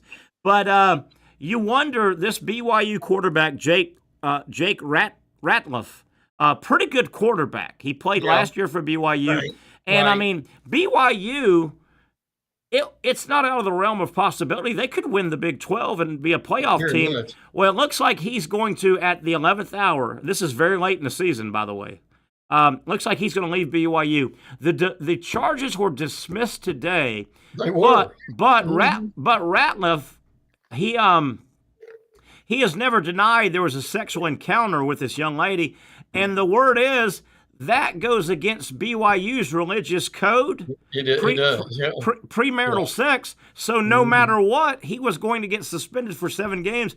It looks like he's going to leave BYU. And I know it's late June, the last day of June. Boy, that could have playoff ramifications if BYU can't replace him. Oh, yeah. And listen, they got a much ballyhooed quarterback besides him just the other day.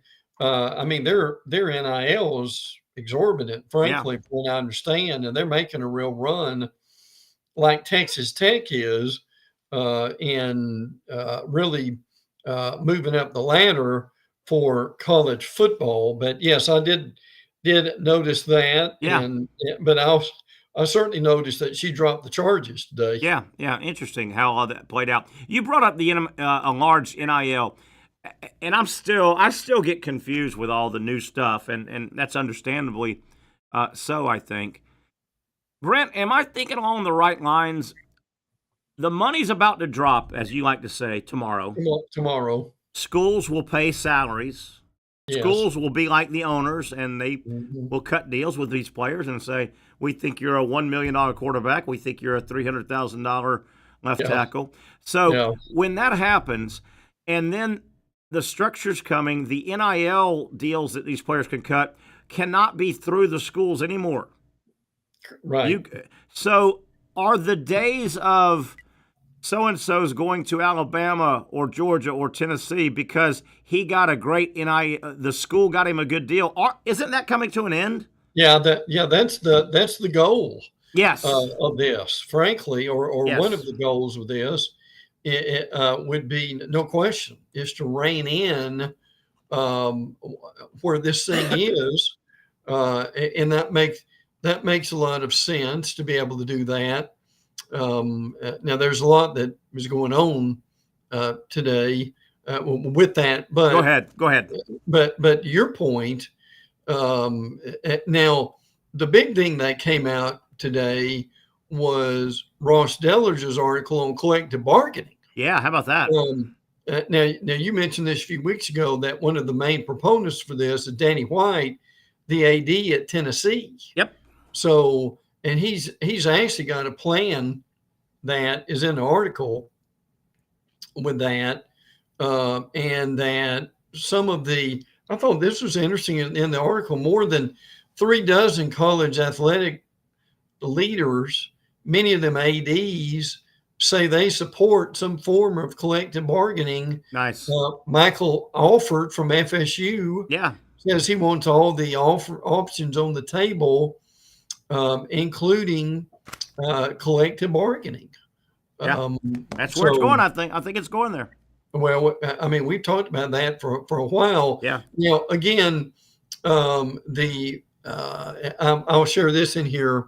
Revenue sharing contracts between school and athletes are intended to limit, to your point, limit athlete movement. Yeah. Many of them even written to financially penalize players for entering the portal. The new clearinghouse is designed to prohibit booster-back deals, and quasi-salary cap schools are capped at $20 million to control compensation and reduce player salaries, which is what you just said. Yeah, and I think you're along the lines as I am. If everybody that loves college football, as we're talking about, will just exhale a little bit and let a little more time go by to let the structure get in place, I think everything's going to kind of work itself out. NIL deal players can still go cut their own deals. The NIL deals won't be through the school, which is beautiful. You got to get the school out of the mix, right? They're already paying a salary. But the player, NIL's not going away. The player can go cut a deal, but then theoretically, if it's done right, the deal has to go to the NIL clearinghouse, if you will, and they have to make sure it's okay. What's the deal? Is it legit? You can't be making $10 million from an oil guy from SMU to go turn on a sprinkler twice a month, right? Right. Yeah. And I think that's the concept. Is there'll be a checks and balances. I think we just got to let a little more time go by and let the system get put in place. Well, they've also got to get over the verbiage here. They are they don't like this pay for play. Yeah. When actually that's what's going on. Sure. And we all know that. So, but that that's one of the interesting things that came out today was the collective bargaining, and they even mentioned Harbaugh said when Jim Harbaugh was at Michigan, he encouraged unionization of players, yes, and even Nick Saban said in 2023, well, why don't we unionize it, make it like the NFL? Yeah, and my stance. The NFL model is there. Follow it. Another thing that came out today, Brent, is probably in your notes, and you could probably see this happening because you're talking about two big bears going at it, and they're not always going to share the food, equitable, right? Two big bears aren't always going to share. A little bit of little ripples in the water. SEC Big Ten trying to kind of they don't exactly see perfectly eye to eye how to play out the playoff, and right. But that'll work out, right? Those two big boys will figure it out. You can imagine they aren't going to agree on everything, so there's going to be a little bit of push and shove, I think. Well, one of the interesting things that came out of that today, and timing is everything, that all this stuff's going on today, right? Is Tony Petitti was on Fox with Joe Klatt, and he was asked about. See, they have been pictured as saying that they are wedded to this 4-4-2-2-1 thing, right? But on the conversation that Petitti had, where there are a couple things he said. One, we're trying to focus on, at least in the Big Ten, we're not asking to be given anything. We're playing non-conference games. We want to play tough play-in games to get there. We want to create an incentive. But Petitti actually backed off a little bit and said that he would be. It was kind of one of these all things left on the table thing. Yeah. That they may be open to talking about something else, or some kind of a compromise.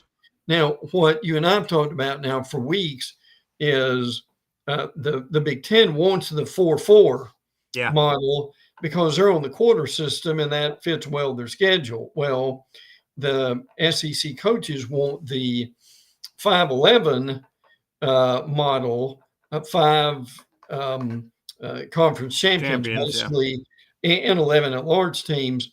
That's what the coaches want. That the SEC ADs, frankly, would I think almost rather have the 4-4 model.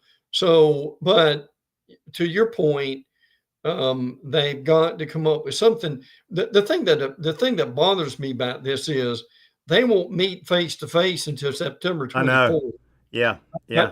I mean that's ludicrous. And why? What's why? And I get it. Everybody's squeezing a vacation here and there, but these talks and these theories are going to shape college football and athletics for the next 100 years. Don't you call it? I mean, Congress calls special sessions. The Senate calls special sessions. You don't wait until the end of the first month, do you? Right. Well, I mean, now obviously they will do some stuff on Zoom.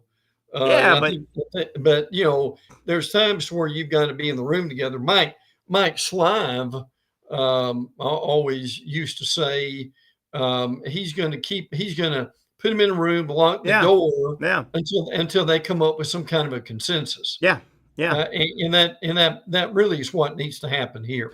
Brent, I saw a list today. It was ESPN. Matt Miller, a college football writer for ESPN, been around.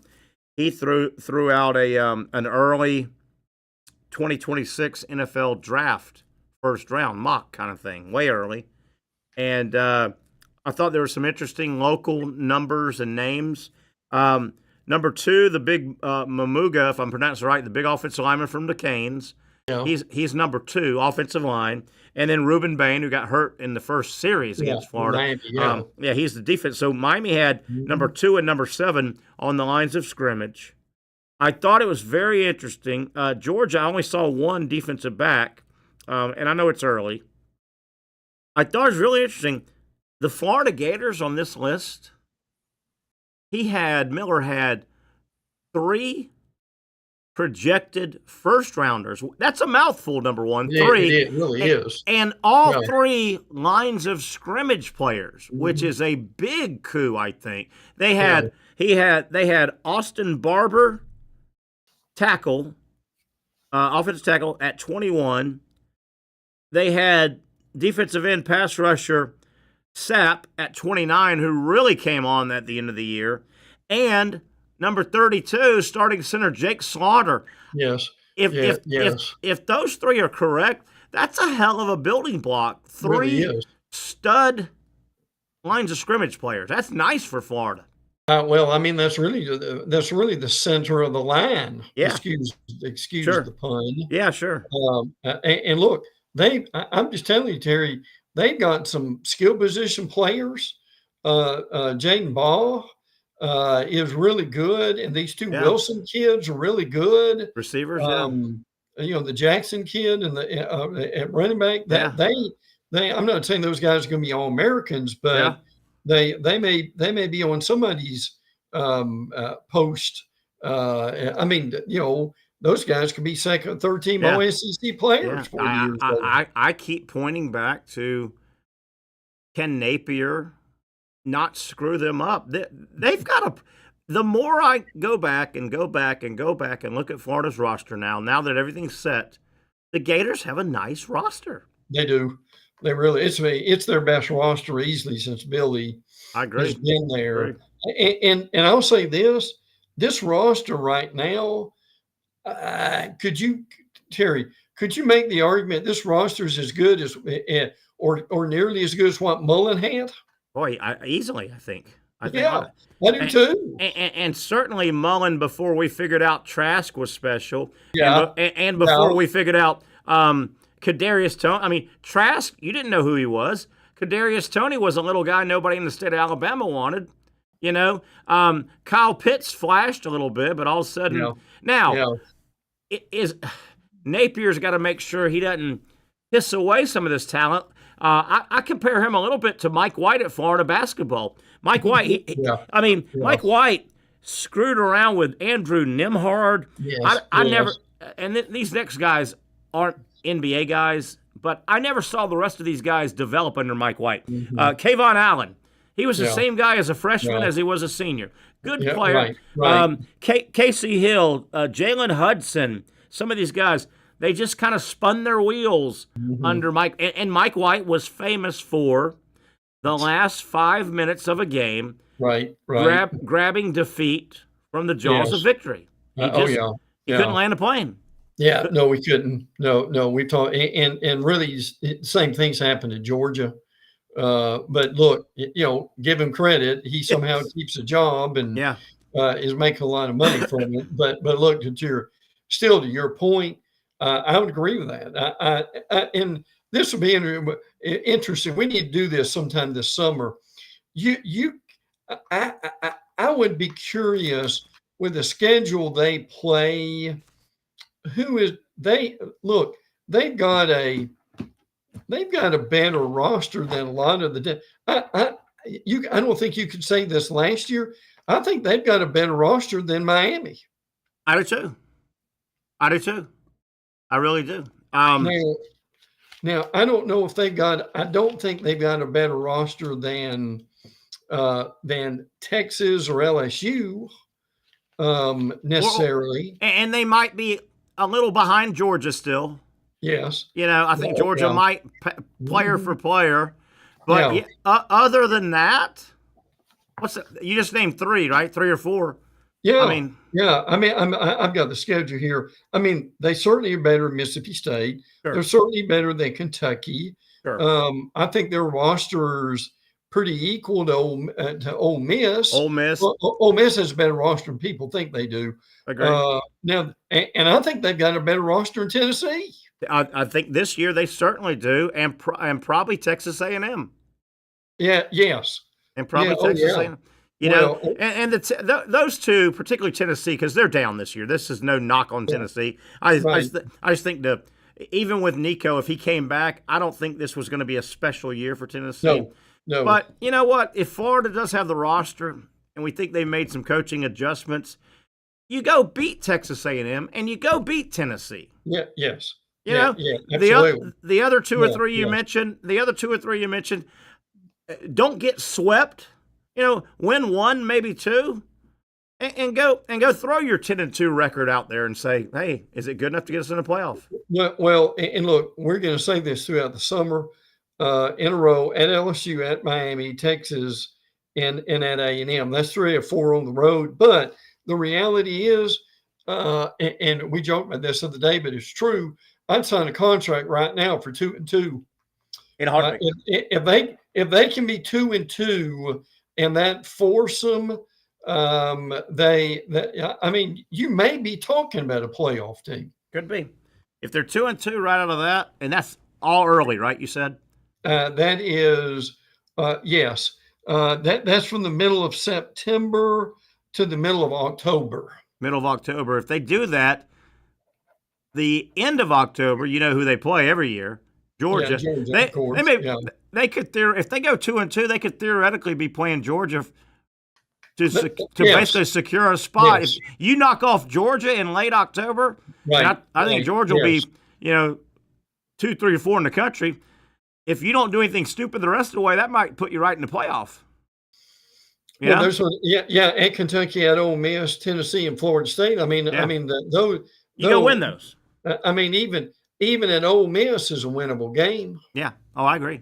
I totally agree. Well, we're going to keep it here, Brent, if you don't mind. I know you got a couple topics, and then we'll be at the top of the hour. I've got one topic today. Just had a little fun, and I moved discounting SEC and ACC. We do this all the time. So I looked around and said, what coaches not in the SEC, and I did like 3 or 4. I'll get your thoughts on them. What coaches not in the SEC or the ACC would I think are on the hot/stale seat? And you know what I mean by stale. Some coaches, it's just stale. Yes. I came up with a few. The first one, in no order, I put this guy on a hot, stale seat. I think it's just stale. Oklahoma State and Mike Gundy. I'm surprised they didn't divorce a couple years ago. Yeah, I agree with that. They're now Gundy about every 3 years, they can do a 10-2. And they're a game away from a huge season. Yeah, you know? Yeah, absolutely. But boy, that feels stale as hell there from both sides. Well, and and people may forget this. I have short memory sometimes. It looked like he was. You remember he looked like he was out. I remember. A few months ago, and then they all smoked the peace pipe or whatever they did, and got on the same page again. Yeah. Another guy. I think this is a hot seat guy. Yeah. And again, these are non-SEC, non-ACC. Mm-hmm. I mean, how do you not put Lincoln Riley in USC? He cannot rattle off another 6-loss season. He can't do that. No, not with that kind of talent. And listen, the question is Zachariah Branch, who went to Georgia, the wide receiver. A lot of folks are saying, well, could Riley just not do anything with him, or is a kid not talented enough to where if Riley can't do anything with you, who can? Yeah. But no, I agree with you. And again, the thing with Riley will be, it's not offense, it's defense. Yeah. And if he can ever do anything consistently there on the defensive side of the ball. I think Riley, in a weird way, is coaching for his head coaching life. If he wants to coach football, if Lincoln Riley wants to coach football for the next 25 years, he can. He'll go be an offensive coordinator somewhere. But if what's the bed here, I don't think head jobs are running up his flagpole anymore. Yeah, I agree with that. Or if it is, it may be a head job in the new Pac-12. Could be a very step down, definitely. Another guy I put on here, and this is definitely stale. And I get it. He's such a legend. It makes it difficult. It's almost like, when do you tell Walter Cronkite to go? Kurt Ferentz. Kurt Ferentz. Yes. Had to be. Kurt Ferentz at Iowa. Everybody loves him. But, man, it felt like 5 years ago it was stale and the game passed him by. And I know his son was there and it caused trouble. Yeah. But they love him. And Iowa is a little bit different bird. There's loyalty really there. But wouldn't you agree that they need to make a move there? I'm not trying to fire the guy, but it's stale. It's really stale. He's the longest standing coach in college football, I think, at one point. Same place. Now, did you consider Matt Campbell on that list? Didn't really look at him. The other one I had, and I'm done. You can comment. It's already getting a little dicey with Luke Fickell at Wisconsin. Yeah, they're not in love with about that. No, they're not in love with what he did there, and they thought he was going to come in and, where did he come from? Cincinnati, where he had success. He's an Ohio State guy, but he came from Cincinnati. Right. Some thoughts on some of those guys I threw, if you've got any. Well. Now I know you said non-SEC, but I can't help this. Go ahead. My concern is Mark Stoops at Kentucky. Is that even more stale than Pittman at Arkansas? I think yes, it is. And there were higher expectations, I think, when he started winning. I think your guy's right, Stoops. That's hot and stale. That's a hot seat and a it's stale there, I think. Yeah. Yeah. No, look, I like Stoops. Me too. I think he's frankly done a really good job there. But they had a disaster last year. Yeah. And you can only have so many disasters. But a lot of people just really thought that they were really gaining some ground. Yeah. But yeah, they've taken a step back, and I think a lot of them just were kind of laying low, thinking he might retire this year. They might, and Stoops, he was winning 9 and 10 games, counting the bowl at Kentucky, which is a big deal. And you remember what was it? It was probably 3 years ago and before. There was that little period where Stoops he was one Georgia win away. Yes. Right? Yes. I mean, and they were throwing haymakers in game after game against Georgia, and they just couldn't pull it out. Well, and of all people, Brock Vandergriff was the former Georgia quarterback at Kentucky who nearly beat his own team. You remember that thing was a 13-12 thing. Yeah. If Kentucky wins that game, they would have been. They'd have thrown a parade the next day. And right in the middle of the peak years that Stoops had at Kentucky, Florida beat Kentucky like 3 out of a 4-year run, and had no business winning any of them. Right, true. There were the 2 touchdowns in one game where nobody was covered in the end zone. Remember that? Oh, remember that real well. Oh yeah. There was a horrifically called offensive holding on Kentucky with a really big leg kicker. They were going down to kick the winning field goal against Florida. They got a 15-yard penalty that moved it to about 58, and the guy barely missed it. There's and it was a phantom hold. They had like 3 games in a row against Florida that Florida won, and Florida had no business winning the game. He never could get that 11th win or whatever it was. No, and then you had the Kentucky win where Florida had was it 15 penalties or 15 like offensive line. Yeah.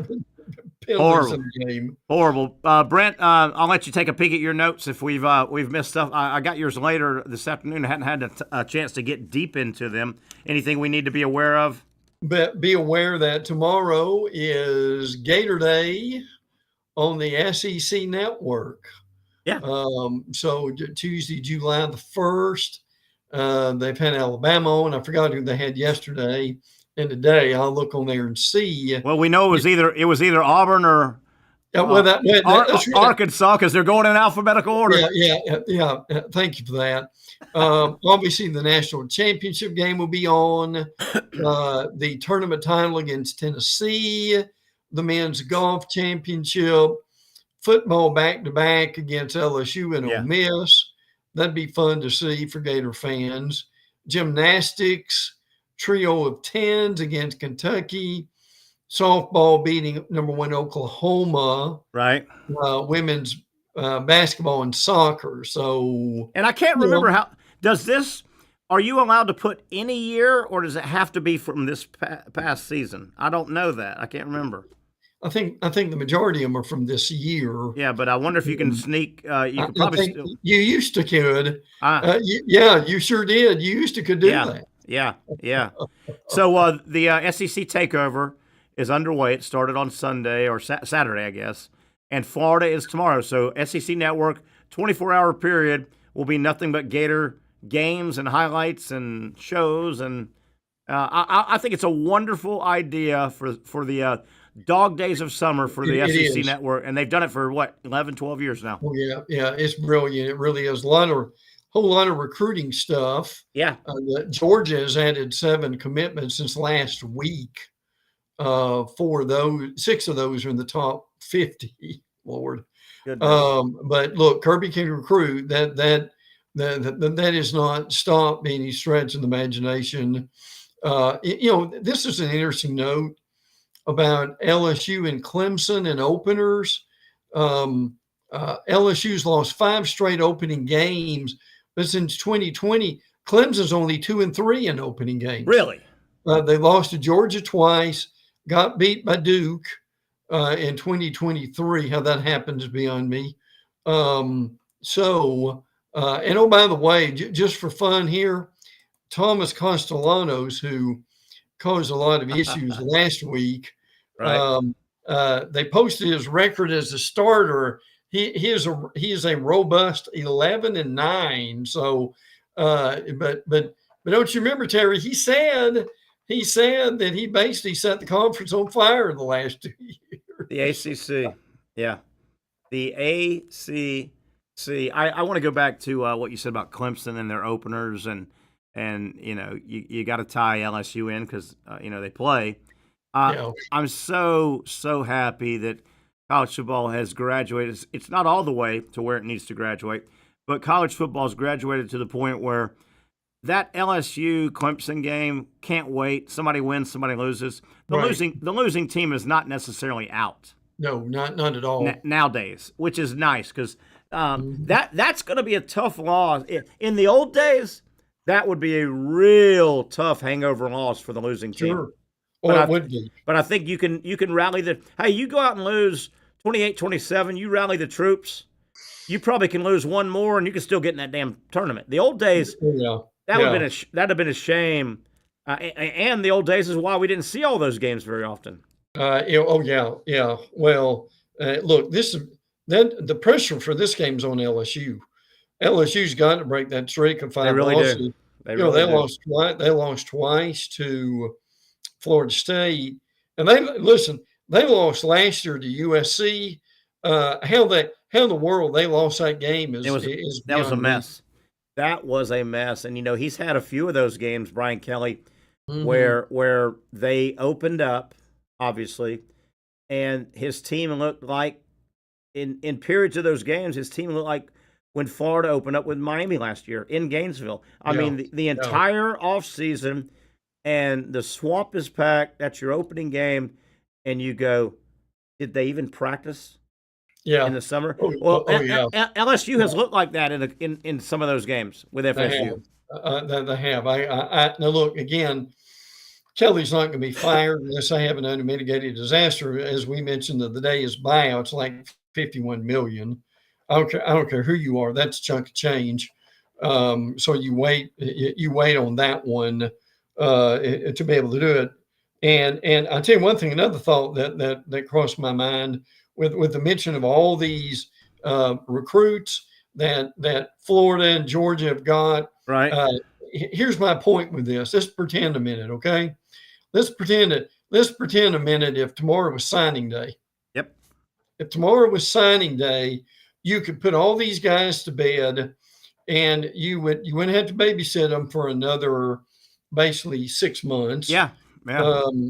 So these are things they've got to go ahead and get done and get settled. And Terry, frankly, after all those official visits, I'm pretty sure this week's a dead week. I think it is. For recruiting. So, but man, that would have made a major difference if they would have.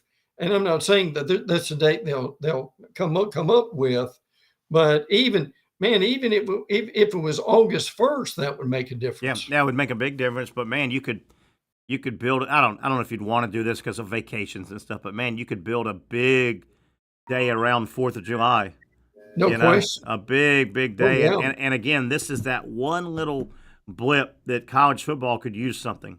Right here in this 4-week, 5-week period, you could use something. Can you imagine national signing day in late June, early July? Well, it would.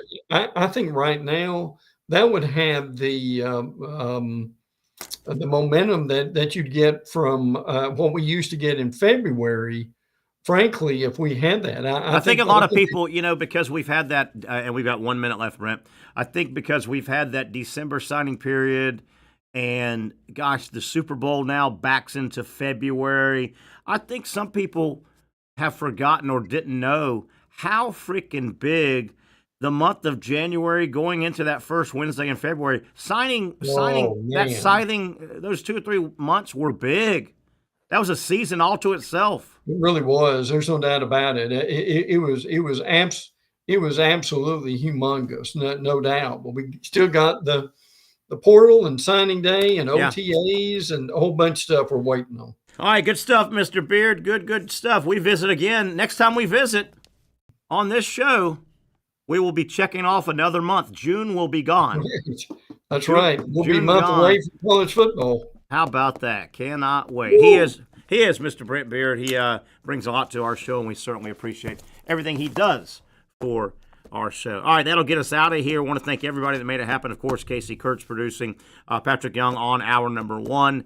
He was busy from a busy weekend for Patrick, and a wonderful fundraiser for the Patrick Young Foundation. Also want to thank, as I just did a moment ago, Mr. Brent Beard for all he does with our show. All right, we'll get back together, take a little bit of a break, get back together 4 o'clock tomorrow. We'll be live in the heart of Mandarin. If you're in the area by Julington Creek, stop by Hurricane Grill and Wings at Julington Creek. We'll do it again tomorrow at 4 o'clock for the Young and Norvelle Show. You really got to hand it to him. Hold on. The previous play is under further review. I'm not sure what he could review, but okay.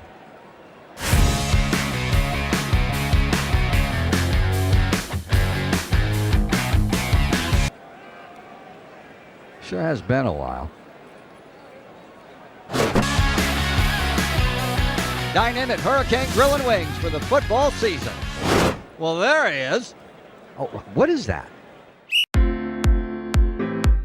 At Southeast Orthopedic Specialists, we know pain and injuries can stop you from doing what you love. This is why our board-certified orthopedic specialists offer the latest in both non-surgical and surgical treatment options and create a treatment plan tailored to your unique lifestyle and goals. So, whether it is a sports injury or that nagging pain that's keeping you from doing what you love, our team has the right treatment for you. For more information or to schedule an appointment online, visit our website. Most of us know how to throw.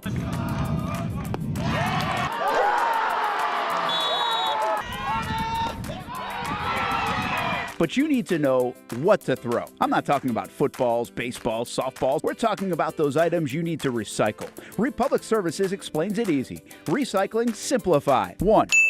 Know what to throw. When in doubt, throw it out. 2.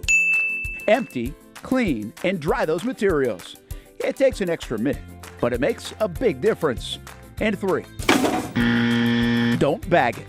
This makes the recycling process faster and more efficient. This is a look at the Republic Services North Florida Recycling Center. You can make this process even more efficient. By utilizing those 3 steps, Republic Services can help you become a better recycler in your home. Learn more at recyclingsimplified.com.